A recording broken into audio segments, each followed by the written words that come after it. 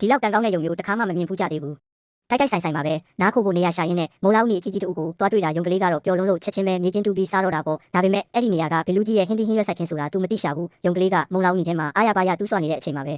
ခွေးကြီးတကောင်ကသူ့ကိုမြင်သွားတယ်ပျက်စီးသွားတဲ့မုံလောက်နေကိုကြည့်ပြီးခွေးကြီးကဒေါသတကြီးနဲ့မုံလောက်ကိုမြေကြီးထဲကနေဆွဲနှုတ်လိုက်တော့တာပေါ့မုံလောက်ထဲမှာအလုရှုပ်နေတဲ့ယုံကလေးဟာကောင်းမောကြည့်လိုက်တဲ့အခါသူ့ကိုစိုက်ကြည့်နေတဲ့ခွေးကြီးကိုတွေ့သွားတယ်အမြင့်ကြီးကိုရောက်နေမှန်းသိတော့လက်ခံသွားပြီးခွေးကြီးရဲ့နှာခေါင်းပေါ်ကိုခုန်တက်လိုက်မိတယ်ခွေးကြီးကသူ့ကိုပြုတ်ကြည့်နေတာမြင်တော့ယုံကလေးကငါအေးစစ်စစ်နေမှဖြစ်မယ်လို့တွေးလိုက်တယ်ပြီးတော့ခွေးကြီးရဲ့မျက်လုံးသားအထိခတ်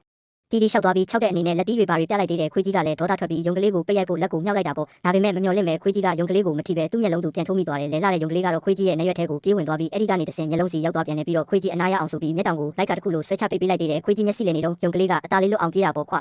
ရေးကြီးကလည်းအဖြစ်မှန်ကိုသိသွားတော့ချက်ချင်းပဲလိုက်ဖမ်းတော့တယ်ယုံကလေးကပိုးကောင်ပေါက်လေးတစ်ခုတည်းကိုအမြန်ခုံဝင်သွားတယ်ခွေးကြီးကယုံကလေးကိုရှာဖို့အပေါက်ဝမှာနှာခေါင်းတရှုပ်ရှုပ်လုပ်နေတော့မှပဲယုံကလေးကငှက်မွေးလေးနဲ့သူ့နှာခေါင်းကိုတွားရရအောင်လုပ်လိုက်တယ်ခွေးကြီးနာချင်လိုက်တဲ့အချိန်နဲ့ယုံကလေးဟာကောင်းကင်ပေါ်လွင့်တက်သွားပြီးအိမ်တကားဝကနေတဆင်တနက်ပြောင်းနဲ့တက်တက်ကြီးကျသွားတော့တယ်ခွေးကြီးကအချိန်မီရောက်လာပြီးတနက်ကိုပြစ်ထည့်လိုက်တာပေါ့ယုံကလေးပါတဲ့ကြီးစံဟာ